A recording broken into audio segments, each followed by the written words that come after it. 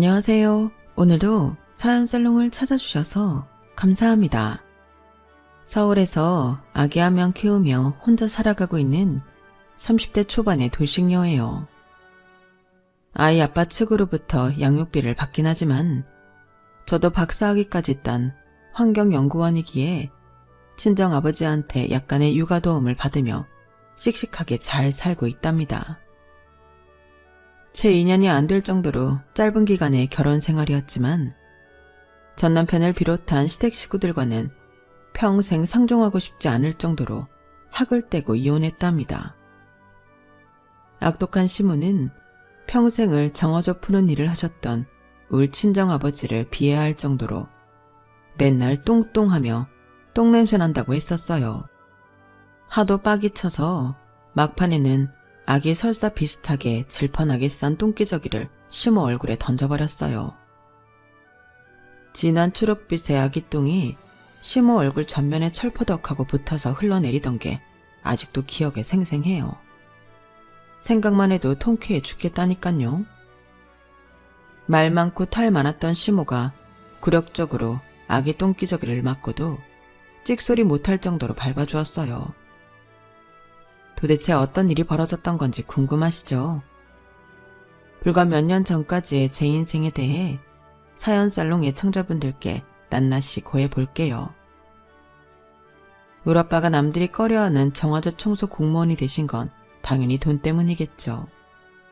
이젠 저도 연구원이 되어 따박따박 월급 받으며 생활하니 돈에 대한 간절함은 좀 덜하긴 해요. 하지만 제가 기억하는 순간부터의 우리 집은 항상 가난했었기에 늘 돈을 갈망하며 살았던 것 같아요. 그놈의 돈이 뭔지, 직업이 뭔지, 울 아빠가 정화조 청소 공무원이라는 걸 알게 된 직후든 친구들은 절 맨날 놀렸던 것 같아요. 지준의 아빠는 똥 푸는 일 한대요. 아유 똥냄새야. 얼른 코 막아야겠다. 어렸을 땐 그게 너무 억울해서 아빠한테 다른 직장 다니면 안 되냐고 울면서 따지기도 수십 번이었던 것 같아요. 아빠, 그냥 일반 회사 다니면 안 돼요? 애들이 나한테까지 막 똥냄새 난다고 놀린단 말이에요. 미안하다 지수야. 이 정도로 안정적인 직장을 다시 찾으려면 좀 힘들 것 같아. 너도 크면 아빠를 이해할 수 있을 거야. 그도 그럴 것이 아빠는 어려서부터 공사판에서 막노동을 하셨어요. 조실부모하여 거의 고아나 다름없이 컸기에 중학교 중퇴 후 공사판을 전전하셨죠. 그러다가 허리를 크게 다치시고는 조금 몸을 덜 쓰면서 안정적으로 일할 수 있는 직업을 찾게 되었어요. 정화조 청소 공무원이 사실 아빠한텐 최적의 일이었는지도 몰라요. 제가 너무 어려서 철이 없었죠 뭐.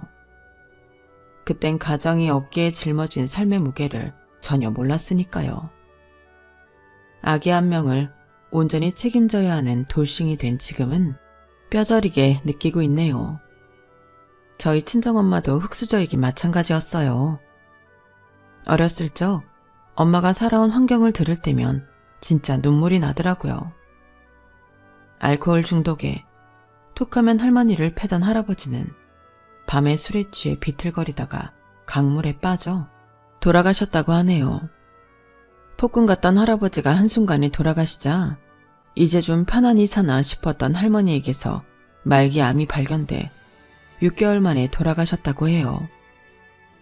그렇게 엄마도 혼자가 되어 역시 외롭게 살던 아빠를 만났고 결혼식도 못 올린 채 혼인신고만 하고 절 낳으셨고요. 절 낳자마자 아빠는 바로 정관수술을 받으셨대요. 자식들에게 가난으로 인한 비참한 생활을 또 겪게 하고 싶지 않았기 때문에요. 외동딸 하나나 잘 기르자는 마음으로 부모님 두 분 다 제게 많은 희생을 해주셨죠. 엄마는 가죽공장에서 3교대로 일하셨는데 조금이라도 더 벌기 위해 야근에 야근을 더하다가 그만 졸음을 못 이기고 큰 사고가 나고 말았어요. 끔찍했던 그날이 엊그제일같이 생생하게 떠오르네요. 이제 집에 혼자 있을 수 있는 나이가 되어 새벽에 공장에 나간 엄마를 밤 늦게까지 기다리고 있었는데 집으로 전화 한 통이 걸려오더군요. 어릴 때였지만 따르릉 하던 그 전화벨 소리가 엄청나게 불길하게 느껴졌어요. 여보세요? 엄마? 김숙자 씨 따님 되시나요? 집에 아빠는 없니? 엄마가 가죽공장에서 일하다가 절단기에 손가락이 잘리셨어. 아빠 보고 빨리 병원 응급실로 와달라고 해. 보호자가 필요하니까. 네? 우리 엄마 손가락이 잘렸다고요? 엄마, 우리 엄마는 괜찮아요? 피 많이 났어요? 엄마. 그 아줌마는 우리 엄마 동료였어요. 엄마는 손가락이 절단되어 놀라 기절했는지 잠깐 정신을 잃은 상태라고 했어요. 아빠가 병원에 얼른 가서 엄마를 모셔왔고 거의 실신 상태의 엄마는 집에 오자마자 엉엉 울며 쓰러져 한참을 주무셨어요. 엄마가 혹시 죽은 게 아닌가 할 정도로 길고 깊게 잠을 자서 코 밑에 손을 대보기도 했죠. 엄마는 그렇게 현실의 고단함을 잊고 싶었나 봐요. 아무리 발부둥 쳐도 벗어날 수 없던 가난의 굴레를 회피하고 싶었는지도 모르죠. 그렇게 오른쪽 손가락 2개를 완전히 잘린 채로 엄마는 다시금 일을 해야 했어요. 맞벌이를 하지 않고는 집 한 칸 마련하기 힘들었거든요. 처음 시작할 때부터 워낙 가진 게 없었기 때문이죠. 그렇게 몇 년을 더 일하자 그래도 월세방에서 벗어날 수 있는 전세 보증금이 마련됐나 봐요. 부동산을 여러 군데 방문하며 전셋집을 알아보고 계시더군요. 무료 아파트로 말이죠. 대출까지 얻어 투룸 아파트 전세를 계약하고는 우리 가족은 그날 저녁 치킨 파티를 했네요. 드디어 쥐와 바퀴벌레가 드글드글하던 판자촌 월세집을 벗어날 수 있었거든요. 이제 우리도 아파트에 살 수 있게 됐어. 대출이 많이 꼈지만 허리띠 졸라매서 갚으면 되지 뭐. 하지만 운명은 우릴 편히 살게끔 호락호락하게 놓아주지 않더군요. 갑자기 청천벽력 같은 소식을 듣게 된 엄마 아빠가 처음으로 언성 높여 싸우시더군요. 얼핏 듣기로는 엄마와 가죽공장에서 친자매처럼 지내던 사람의 빚보증을 서준 게 완전히 엎어졌다는 거였어요. 엄마가 독박으로 그 빚을 다 갚아줘야 했죠. 우리 가족은 이 사건으로 인해 다시금 나락으로 빠지게 됩니다. 전셋집에서 채 3개월 만에 판자촌 월세방으로 귀환하게 됐어요. 원래 살던 곳으로 가는 거니 몸이야 금방 적응을 했지만 보증을 잘못 써서 아빠와 함께 그동안 번 돈을 모조리 날린 엄마는 죄책감과 스트레스가 어마어마했었나 봐요. 엎친 데 덮친 격으로 엄마가 뇌출혈로 쓰러지고 말았죠. 엄마, 왜 여기 쓰러져 있어? 갑자기 왜 이래? 정신 차려야 해. 아빠도 없는데 무섭게 왜 이래? 엄마, 누가 우리 엄마 좀 살려줘요. 119에 실려 병원에 간 엄마는 뇌출혈이라는 진단을 받았어요. 그래도 젊은이 치료받으면 멀쩡히 걸어 나올 줄 알았던 엄마는 그 후로 단 한 번도 스스로 걷지 못하는 신세가 돼버리고 말았어요. 아빠는 제게 굉장히 미안해하면서 엄마 간병을 부탁하시더군요. 지수야, 참 미안하구나. 그래도 집안에 돈 버는 사람 한 명은 있어야 병원비라도 충당할 것 같아서 말이야. 지금 다니는 중학교를 잠깐 중단하고 집에서 엄마를 간병해 줄 수 있겠니? 저희 시대는 중학교까지 의무교육이어서 학교 자퇴가 쉽진 않았어요. 하지만 아빠 말대로 제가 계속 학교에 다니면서 간병인을 쓰기엔 돈이 너무 없었죠. 출석 일수도 잘 못 채우니 학교에선 정원 외 관리학생으로 분류되었고 어찌저찌 자퇴 절차가 받아들여졌어요. 어려서부터 공부하길 참 좋아했던 전 학교에서 마지막 짐을 챙겨 나오며 비참한 맘에 눈물이 나더군요. 그래, 지금은 학교를 관두지만 언젠간 꼭 끝까지 공부할 거야. 박사학위까지 받아서 평생 돈 벌며 공부하는 직업을 가질 거야. 다짐은 그렇게 했지만 그 당시 시궁창 같던 내 상황으론 과연 박사학위까지 딸 수 있을까 자신이 없었죠. 저만 바라보고 누워 계신 우리 엄마를 돌봐야 했거든요. 그렇게 비세고 곰팡이 가득한 판자촌 월세방에서 하루 종일 간병하는 나날이 계속되었어요. 그 동네엔 단순히 가난한 사람들만 사는 게 아니었고 인성이 개차반인 수준인 주민들도 많았어요. 그중 유독 하예나처럼 엄마와 저만 있는 낮 시간대에 우리 집에 쳐들어오려는 미친 아저씨가 있었어요. 너무 무서웠죠. 그 아저씨는 맨날 술에 쩔어 있었고 여자들만 있는 집이란 걸 다 알고 있었어요. 야, 이 기집년아, 문 열어. 조그만 게 어른 말을 안 들어? 더운 여름에 물 한 잔 달라는 게 그렇게도 어려운 부탁이더냐? 같은 이웃 주민끼리 서로 돕고 살아야 하는 거 아니냐고. 맨날 공포에만 떨고 있었는데 그날은 안 되겠다 싶어 경찰을 불렀고 그 미친놈은 연행돼 갔어요. 그런데 어쩐 일인지 바로 풀려났다더군요. 그날 이후로는 신고했다며 더 꼬장을 부려댔어요. 그날은 아빠가 정화조 청소일을 잠깐 쉬던 휴일이었는데 이 소리를 들은 아빠는 엄청나게 화를 내며 문으로 향했어요.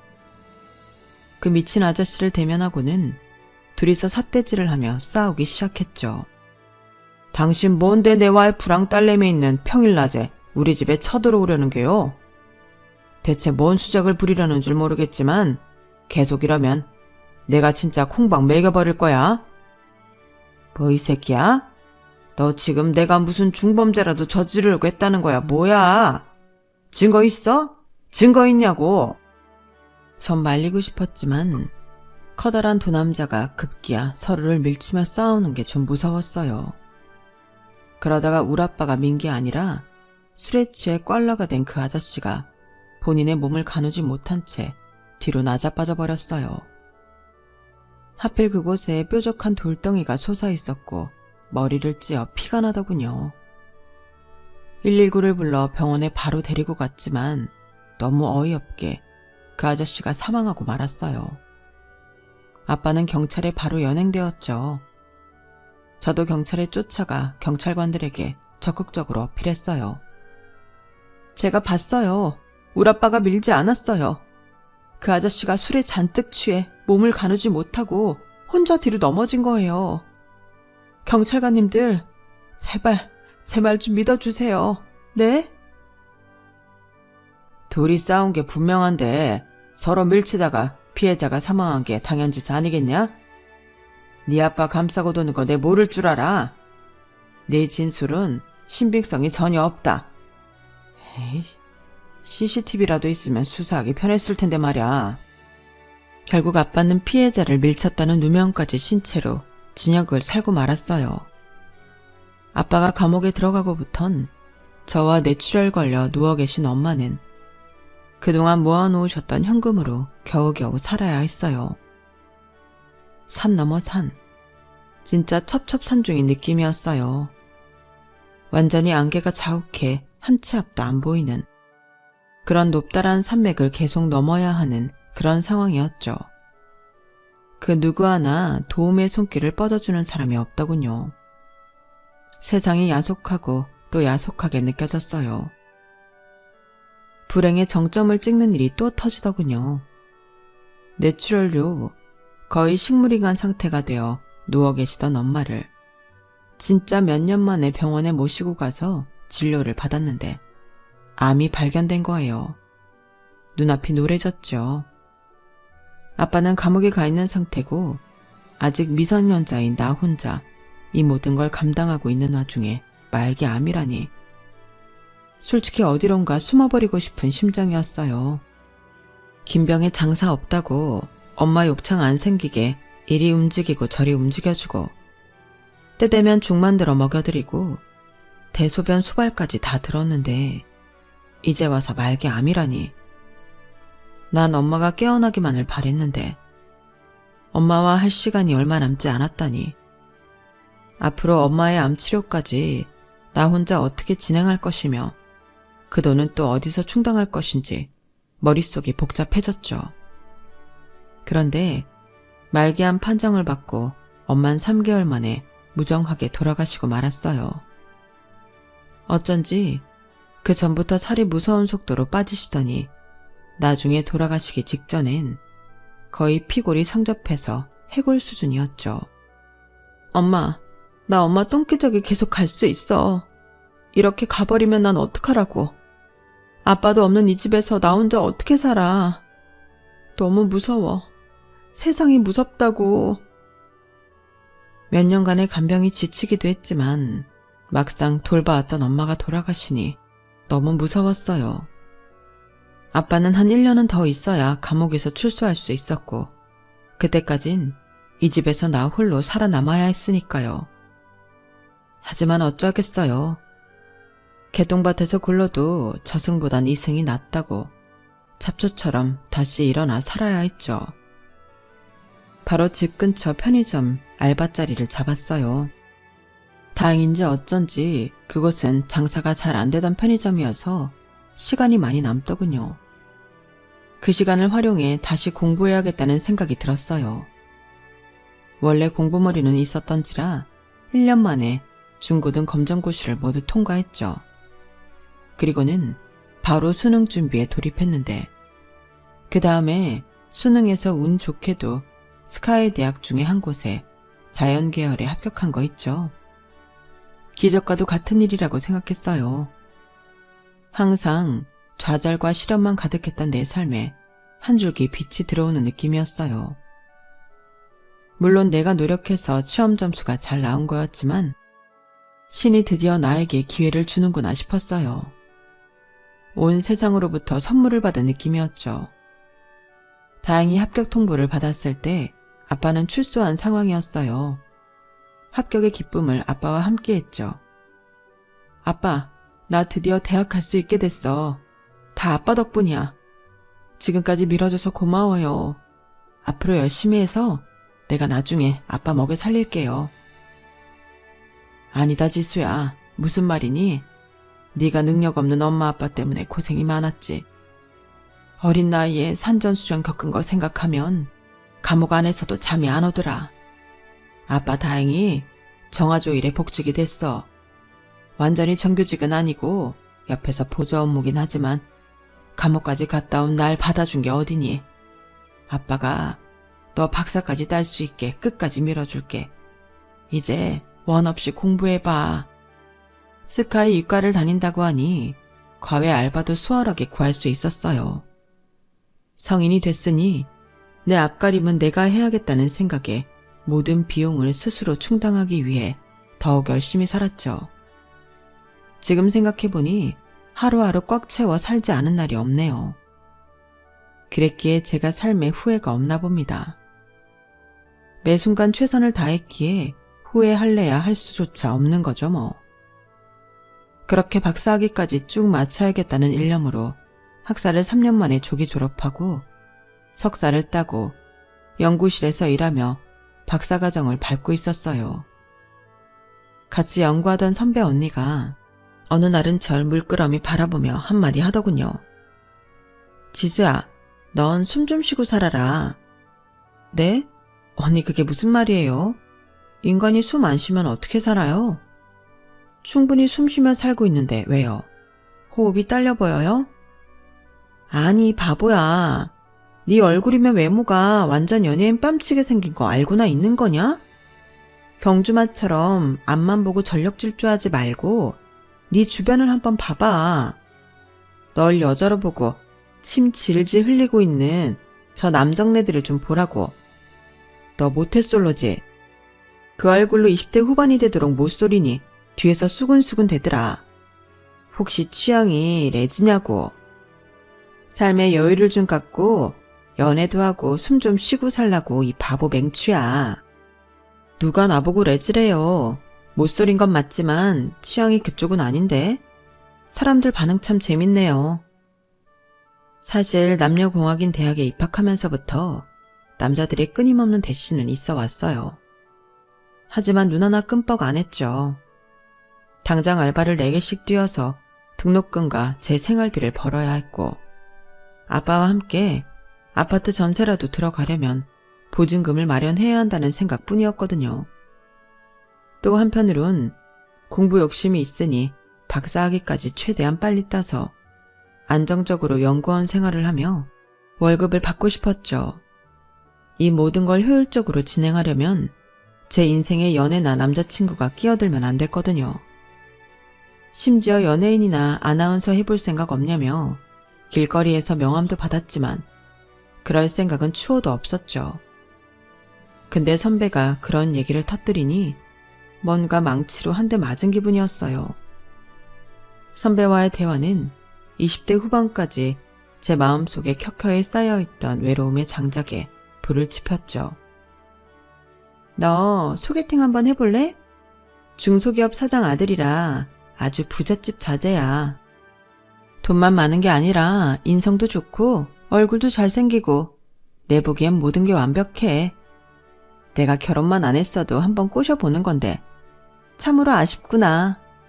내가 연락처 줄 테니 기다리면 그 남자에게서 톡이 갈 거야.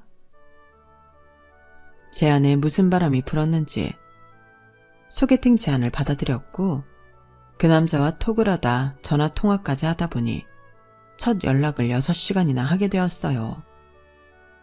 그만큼 첫 대화에서 서로 너무 잘 통한다는 느낌을 받았죠. 바로 그 주 주말에 만나기로 약속을 잡은 후에도 우린 계속 시도 때도 없이 연락을 주고받았어요. 그러다가 그 남자와 생전 처음 소개팅이란 걸 하게 됐고 서로에 대한 느낌이 너무 좋았던 만큼 그날 바로 사귀게 되었습니다. 카페에서 만나서 얘기를 하다가 근처 호프집으로 이동했는데 나갈 때 손까지 잡고 나갔네요. 이미 서로에 대해 연인으로 잘 지낼 수 있다는 확신이 들었거든요. 남친은 중금속 가공회사를 운영하는 부친 밑에서 경영 수업을 받던 사람이었어요. 그는 내가 박사과정을 거의 마치고 있다는 얘기를 듣고는 너무 대단하다며 절 축혀 세워주더군요. 지수씨, 아름다운 외모에 공부까지 잘한다니 대단하네요. 왜 보통 예쁜 여자들은 그냥 쉽게 인생을 살아가려는 사람들도 많잖아요. 워낙 인기 많고 남자들이 서로 채가려 하니까요. 자기 커리어에 대한 목표가 확실하니 진짜 멋지네요. 내가 그 과정에 있어 방해 안 되고 가만히 곁에 있어도 될까요? 혹시 도움을 줄 수도 있을 테고요. 이렇게 서로의 일에 대한 얘기를 하다 보니 부모님 직업은 뭐냐 등 가정 환경에 대해 얘기할 타이밍은 잘 없었어요. 아니 그냥 초반엔 밝히기 싫었는지도 모르겠어요. 엄마 일찍 돌아가시고 어렵게 살아왔다 정도로만 언급하고 넘어갔죠. 어릴 적부터 동네에서 짓궂은 친구들이 저희 아빠가 똥 푸는 사람이라며 놀리던 게 트라우마로 남아있었던 것 같아요. 거의 30살이 다 되도록 말이죠. 게다가 아빠는 계속 정화조 청소 일을 하고 싶으시다며 꾸준히 일하고 계셨거든요. 내심 남자친구가 혹시라도 우리 아빠의 직업을 알면 싫어할 수도 있겠다는 생각이 들더군요. 더군다나 남친은 나름대로 크게 사업을 하고 있는 집안의 자제인데 밝히더라도 나중에 밝히자란 생각이 들었죠. 남친은 저의 첫 남자이자 첫사랑이었어요. 박사과정을 성공적으로 마칠 때까진 연애와 병행할 수 없을 거라고 생각했던 제 판단이 틀렸음을 뒤늦게서야 알았죠. 남친과 연애하며 박사과정도 마쳤고 정식 연구원이 되어 차곡차곡 커리어를 쌓아갈 수 있었어요. 내 인생에 이렇게 평탄한 나날이 계속되다니 놀랍고도 감사했죠. 남친은 삶의 고단함에 찌들어 여행은 해본 적도 없던 제게 신세계를 열어주었어요. 휴가 때가 되면 세계 이곳저곳을 함께 여행하며 드넓은 세상을 구경시켜 주었죠. 거기까진 참 좋았는데 서울에 와서 연구실에서 연구를 하는데 시약 냄새가 갑자기 코를 찌르더니 우웩하고 다 개워내고 말았어요. 그 후에도 구토는 며칠을 계속 가더군요. 느낌이 너무 이상해서 혹시나 하는 마음에 임신 테스트기를 해보았고 3개 모두 선명한 2줄이 나오더군요. 빼도 박도 못하는 임신이었죠. 전 당연히 남친한테 먼저 연락했어요. 전화를 하는데 어찌나 떨리고 뭔가 쑥스럽던지 너무 어색했어요. 자기야, 너무 놀라지 말고 들어. 나 임신한 것 같아. 방금 테스트기 해봤는데 2줄이야. 토요일에 산부인과에 같이 가줄 수 있어? 그런데 남친의 말투에서 심란함이 고스란히 묻어나오더군요. 뭐? 임신? 아니 이럴 수가. 조심한다고 했는데 어떻게 임신이 될 수 있지? 진짜 임신 맞아? 내 아이인 거 맞아? 확실해? 근데 나 토요일에 출장 잡혀 있는데 어쩌지? 뭐? 지금 무슨 말을 하는 거야? 그럼 내가 딴 남자 아이라도 임신했다는 거야? 뭐야? 당신이 내 첫 남자인 거 다 알면서 그따위 말을 짓거려? 진짜 당황스럽다. 실망이야. 됐어. 토요일에 나 혼자 산부인과 가볼게. 이렇게 말했지만 내가 튕겨도 남친이 당연히 산부인과에 같이 가줄 거라 여겼어요. 그런데 진짜로 출장을 가버리더군요. 결국 산부인과는 저 혼자 갔어요. 틀림없는 임신이었죠. 지금까지 믿었던 남친에게 뭔가 배신당한 느낌이었어요. 너무 당황한 기색이 역력한 남친의 태도가 역겨웠거든요. 하지만 이미 엎질러진 물을 어쩌겠나 싶더군요. 남친이 나와 결혼을 안 하게 되더라도 나 혼자 이 아이를 낳아 키우고 싶다는 생각까지 했거든요. 다행인지 어쩐지 출장에서 돌아온 남친은 한아름 꽃을 사들고 저희 집으로 찾아왔어요. 맘 같아선 싸대기라도 한 대 치고 싶었지만 임신한 마당에 마음이라도 곱게 가지자 싶었죠. 내 뱃속의 아이를 위해서라도 말이에요. 지수야, 정말 미안해. 내가 이런 일은 처음이라 너무 당황해서 횡설수설했었어. 얼른 양가 부모님께 인사드리고 결혼하도록 하자. 일단 우리 부모님께 말씀드릴 테니 당장 다음 주 월요일 퇴근 후 뵙도록 하자. 남친의 부모님을 당장 내일 모레 만나려고 하니 긴장이 되더군요. 제가 지금껏 살아온 환경을 솔직하게 고하기도 참 자신 없었고요.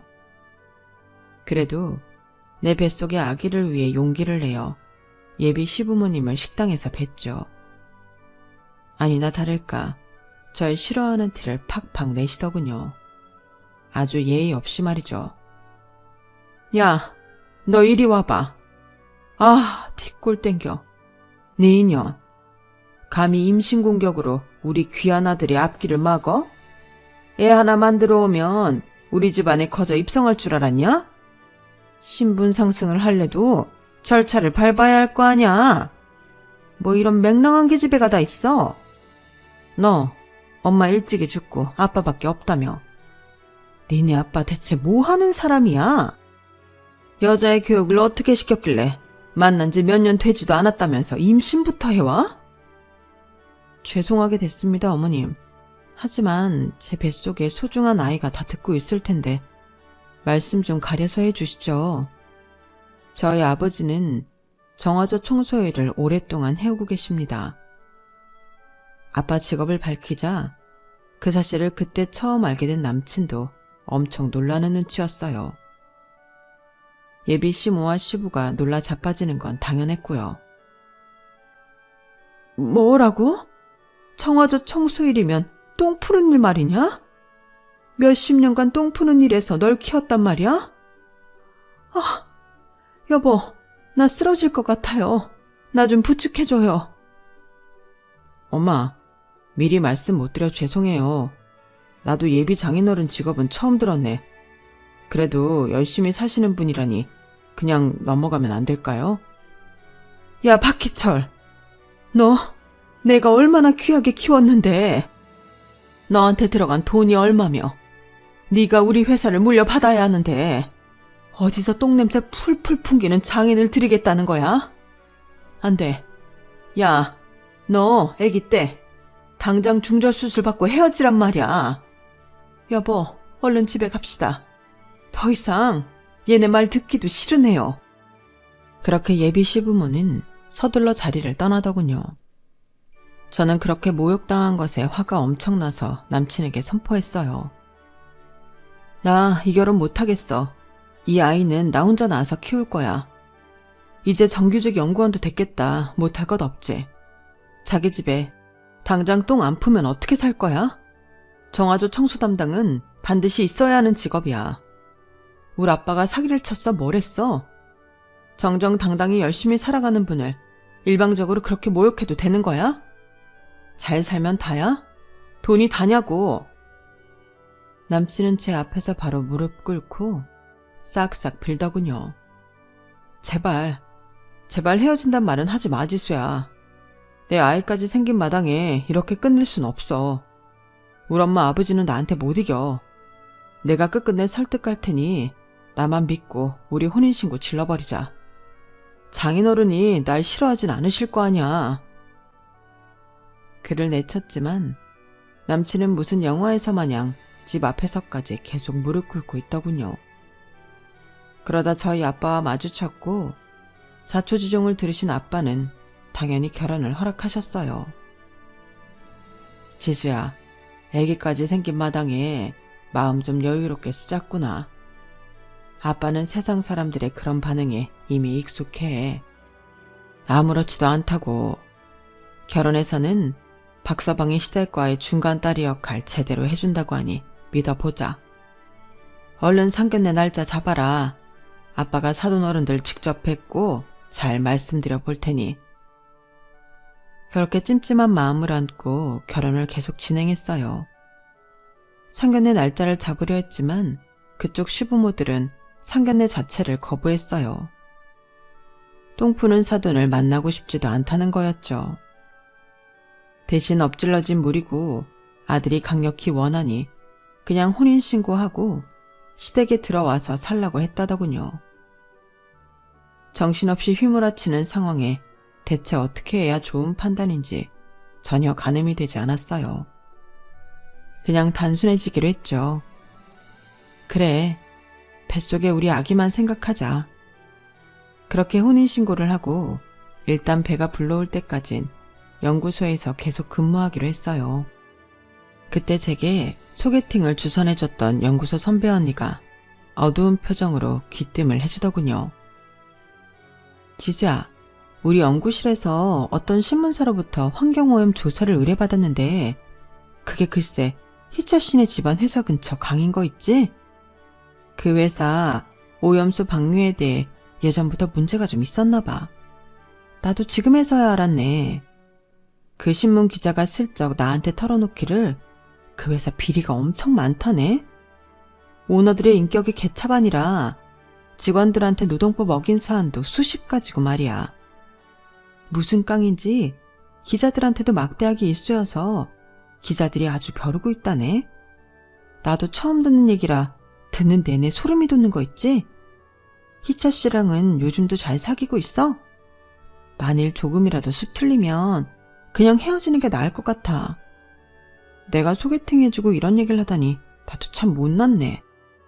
그런 얘기를 듣자마자 전 얼음이 되고 말았어요. 지금 그 집안의 가업을 물려받을 남자의 아이를 임신한 채로 혼인신고까지 다 끝낸 마당에 안 좋은 소식을 듣게 되다니 어찌할 바를 모르겠더군요. 언니, 그 신문 기자님 연락처 좀 알 수 있을까요? 대체 어떤 문제들이 있는지 내가 좀 알아야겠어요. 그렇게 전 해당 신문 기자를 만나서 모든 얘기를 다 들을 수 있었어요.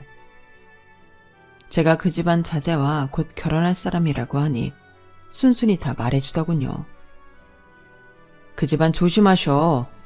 언제 어떻게 사람 등질지 모르는 족속들이니. 기자로부터 마지막 조언을 듣고는 헤어졌어요. 그리고는 현재 살고 있는 시댁으로 가야만 했죠. 강남의 대저택이었지만 제겐 지옥으로 들어가는 문같이 느껴졌어요. 제가 짐을 들고 시댁에 들어갔던 순간부터 시모는 모든 살림을 제게 다 시키고 온갖 구박이며 모욕을 주더군요. 그렇게까지 제게 세게 나온 이유를 머지않아 알게 되었죠. 시모와 시부가 저 몰래 하는 얘기를 엿들었거든요. 아, 저 기집애를 못살게 굴어서 제 발로 이 집에서 이혼 선언하고 기어나가게 만들어야겠어요. 내 전략 어때요, 여보? 악마의 속삭임 같더군요. 기어코 이혼을 종용하던 시모가 사람같이 안 보였어요. 그 이후로도 맨날 똥냄새가 어쩌고 하면서 제게 모욕을 주기 일쑤였죠. 아, 야, 환기 좀 시켜라. 똥 푸는 집안 딸을 며느리로 들였더니 여기저기서 구린내가 진동을 하는구나. 동네 창피해서 원. 친척 어른들이 니네 아버지 직업, 집안 얘기, 출신 성분 다 모르니까 혹시라도 입 뻥긋하지 말아라. 알았냐? 저희 아빠 직업이 그렇다고 상견례도 안 하시고 얼굴 한번 본 적 없으시면서 뭐 맨날 똥냄새 난다고 그러시는 거예요. 이제 만삭인 며느리한테 그렇게 스트레스 주고 싶으세요? 어머님이 저 이혼시키고 싶어 한다는 거 잘 알고 있어요. 그게 시어머니로서 가당키나 한 일인가요? 당최 이해가 안 되는 건 바로 어머님이라고요. 시댁에 얹혀 살면서 맨날 이렇게 부딪혔지만 정작 남편은 회사 일 바쁘다며 방패막이는커녕 집에도 잘 안 들어오더군요. 나와 왜 결혼을 그렇게 하고 싶어 했는지 미스테리였죠. 당신, 회사에 당신 방이 있는 건 알고 있지만 집엔 왜 안 들어오는 거야? 만삭이라 이제 회사에 휴직계까지 넣고 오늘 내일 하고 있는 사람 쳐다도 안 보는 건 무슨 심보야? 대체 왜 나랑 혼인신고하고 싶어 한 거냐고, 왜? 이렇게 맨날 불평불만투성이니 너랑 대화하고 싶겠니? 집에만 가면 나 붙잡고 하소연이니 나도 미쳐 돌아가시겠다. 나 회사에서 잘래. 알아서 애를 낳든지 말든지 마음대로 하라고. 남편과 시댁의 푸대접 속에 마음속의 응어리만 점점 커지고 있었어요. 하루하루 악화된 상황 속에서 아들을 출산하게 됐고 시부모들은 그래도 손자만큼은 이뻐해 주더군요. 불행 중 다행이었죠. 우리 아들 기현이는 가족들의 사랑 속에 무럭무럭 자랐죠. 가끔 서글플 때마다 친정아빠한테 전화했어요. 내가 기댈 사람은 우리 아빠밖에 없었거든요. 지주야, 못난 애비 직업이 이래서 시댁 어른들이 아직도 많이 미워하시니? 네가 정 그러면 내가 직업을 바꿔볼게.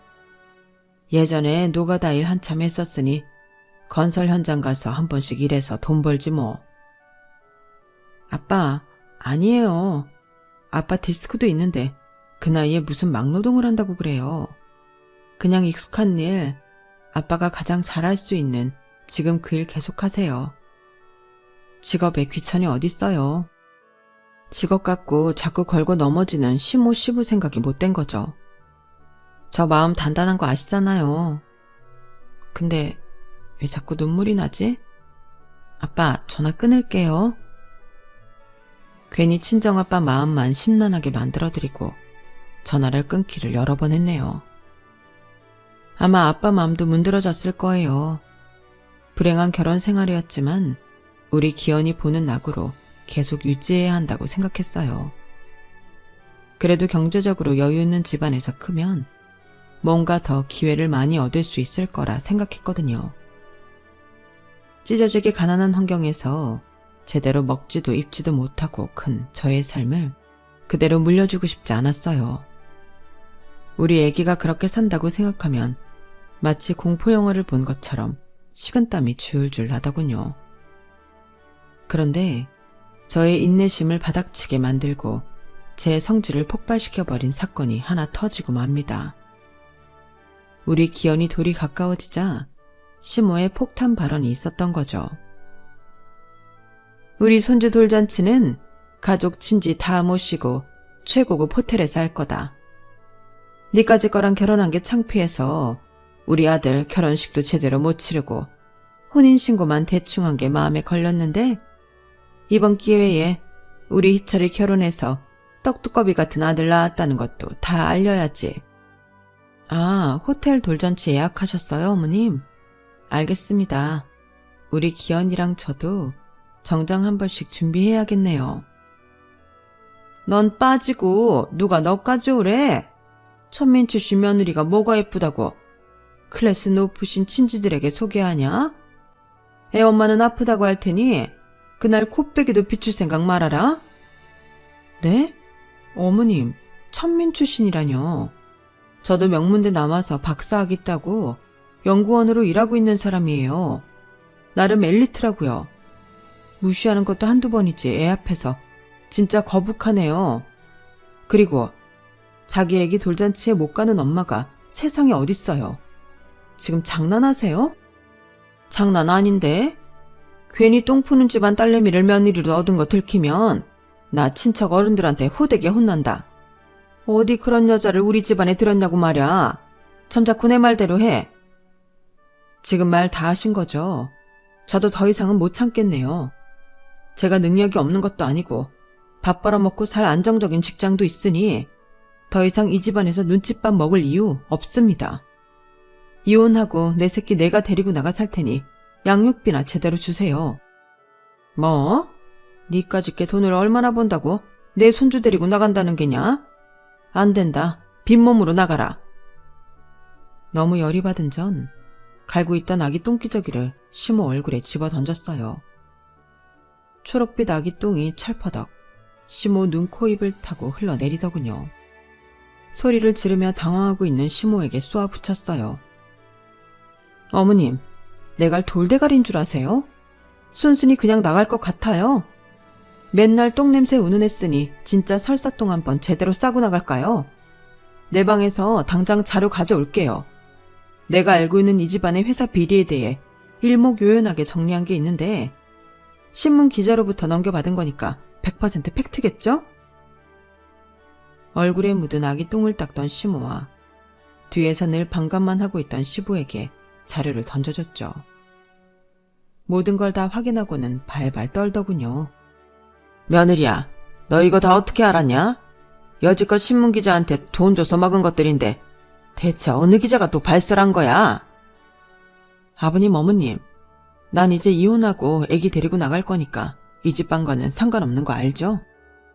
이거 알고도 이 집에 남아서 그래도 며느리 노릇 하려고 했는데 변하는 것도 없고. 그럴 필요 없겠네요. 앞으로 신문 한번 보세요. 거기에 아주 자세히 실려 있을 테니. 저 바보 아닙니다. 제가 아는 기자가 언지를 주더군요. 이제 때가 됐다고. 그럼 저 짐 싸서 나갑니다. 콩밥 한번 드셔보시죠, 이 기회에. 그렇게 애기 짐만 대충 싸서 친정으로 왔어요. 그 후로 이혼을 비롯한 모든 과정을 아는 변호사를 통해 진행했죠. 나름 꽤 큰 회사였던 남편의 회사는 비리가 밝혀진 후로 이미지가 엄청나게 나빠졌고 급기야는 시부가 깜빵에 가게 되었어요. 다행히 전 남편은 양육비를 따박따박 주더군요. 전 바로 연구소에 복직하였고 친정아빠와 함께 살며 아빠로부터 육아 도움을 받고 있죠. 연세가 있으신 아빠가 더 이상 일터로 나가시지 않도록 생활비며 용돈도 두둑이 드리고 있고요. 거지 같던 시댁과 연을 끊으니 이제서야 제 생활이 정상으로 돌아온 것 같아요. 첫 남자이자 첫사랑인 전 남편에게 크게 데이자 현재 남자 생각은 전혀 들지 않네요. 그저 우리 기현이를 잘 키워야겠다는 마음뿐입니다. 지금껏 정화조 청소하시며 힘들게 살아오신 아빠가 건강에 오래 사실 수 있도록 케어하는 것도 제 몫이겠죠. 님이라는 글자에 점 하나만 붙이면 남이 된다고 하더니 역시 피 섞인 가족이 최고인가 봅니다. 부모님 살아계실 때 효도해야죠. 제 이야기를 지금껏 함께 들어주셔서 감사해요. 여러분들도 항상 가족들과 행복하세요. 건강하시고요. 여러분, 사연 댓글에 응원과 현명한 조언 부탁드려요. 좋아요와 구독은 저에게 큰 힘이 됩니다. 오늘도 좋은 일 가득하세요.